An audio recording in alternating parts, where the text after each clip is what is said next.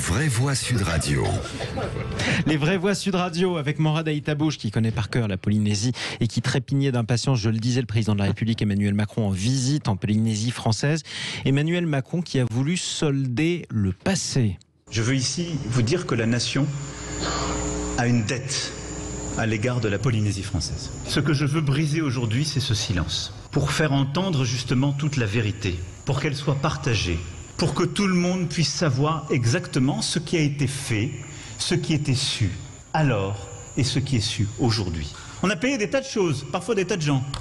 On n'a pas payé les gens qui étaient victimes. 46 essais nucléaires notamment avaient été réalisés juste entre 1967 et 1975. Il y en a eu bien davantage jusqu'en 1996 avec les derniers essais nucléaires français menés sous Jacques Chirac. Question, la France a-t-elle une dette envers la Polynésie française à cause des essais nucléaires menés sur place? Morad? La question...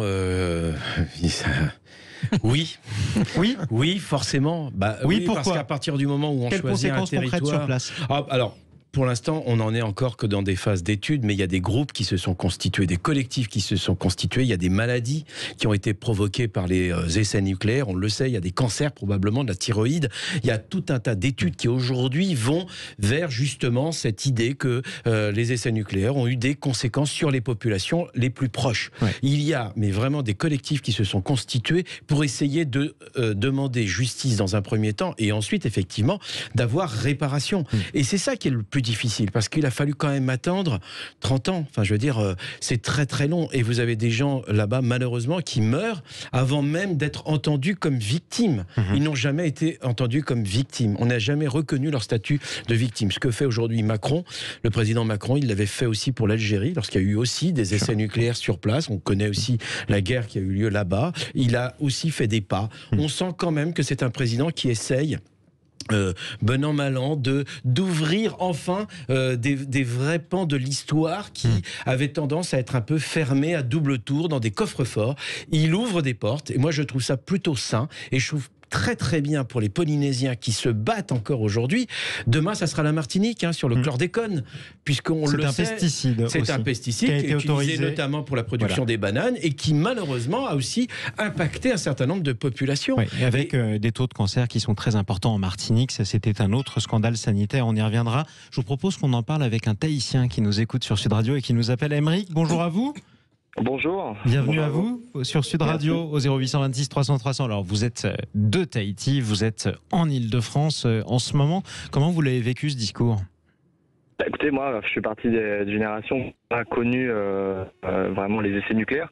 Maintenant, c'est quelque chose qui traîne, qui fait débat, qui bien sûr alimente certains politiciens dans leur discours. Donc, je trouve que Emmanuel Macron a très bien fait d'en parler parce qu'encore dernièrement, tous les ans, on en parle de ces essais et c'est important de reconnaître aujourd'hui, même si c'est tard, mieux vaut tard que jamais. On a aujourd'hui vraiment le recul. On voit qu'il y a de plus en plus d'études qui amènent des résultats qui prouvent que voilà, il y a beaucoup de maladies effectivement qui sont certainement liées aux essais nucléaires.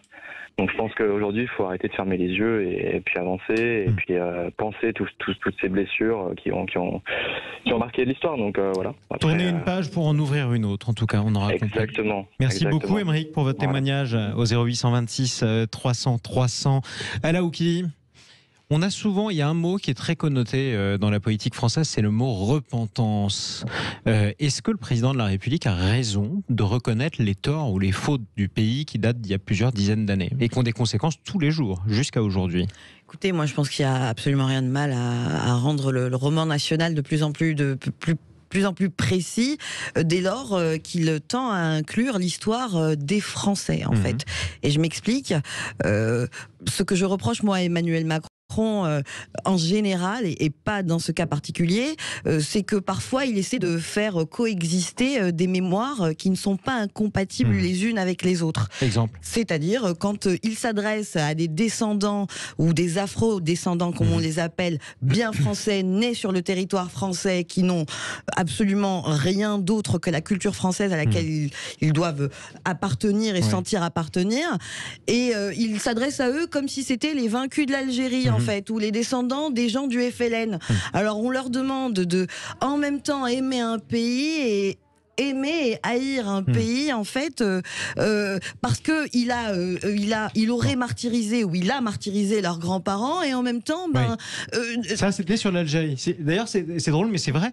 Vous avez raison Mourad, c'est la deuxième fois qu'on reparle de l'Algérie, ce qui est quand même aussi d'ailleurs la preuve que c'est un traumatisme français cette guerre d'Algérie. Si je reviens sur Tahiti, Alain. Et bien sûr Tahiti, on est bel et bien sur le territoire français et c'est le gouvernement, des gouvernements d'ailleurs qui se sont succédés, qui ont effectivement mené des essais nucléaires qui ont causé énormément de tort, non seulement aux anciens, mais aujourd'hui, ça continue jusqu'à aujourd'hui, et c'est terrible. Quand donc, donc il a raison de le retenir. Mais je voudrais juste insister, c'est terrible quand on entend que des victimes n'ont même pas pu se faire reconnaître en tant que victimes et qu'elles ont souffert, je suppose, dans d'atroces souffrances, des conséquences de leur cancer. De l'irradiation. C'est super, et j'ajoute, c'est très bien aussi que la métropole en entende parler. Voilà, c'était parce qu'on n'en parlait pas beaucoup. Absolument. On vous mettra d'accord là-dessus, Mourad ?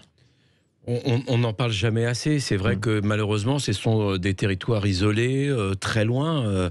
On ne va pas rappeler la distance entre aujourd'hui la Polynésie et la France. On l'imagine. Et la continuité territoriale dont on parle tant, malheureusement, il y a toujours cette rupture. Et donc, évidemment, la Polynésie française, moi je rentre de Saint-Pierre-et-Miquelon, on est en France, et pourtant on est dans un autre endroit du globe qui est l'Amérique du Nord, et c'est un des seuls territoires français. C'est vrai. C'est tout ce qu'on a gardé de la Nouvelle-France à la fin de la guerre de 7 ans, Saint-Pierre-et-Miquelon. Mais on n'a pas fait d'essais nucléaires sur place. Heureusement d'ailleurs, on continue d'y pêcher. Quoi qu'il en soit, on vous posait la question sur le Twitter. La morue, c'est fini. On vous posait la question sur le Twitter de Sud Radio. Est-ce que la France a vraiment une dette envers la Polynésie française suite aux essais nucléaires ? Comme tous les sujets mémoriels, c'est compliqué en France. Vous répondez non, mais à 53% d'entre vous. Donc vous êtes d'accord avec Emmanuel Macron à 47%. Restez sur Sud Radio. Dans un instant, place à Grace Leplat et au roi de l'info et la reine de l'info justement. On va réviser l'actualité insolite avec vous.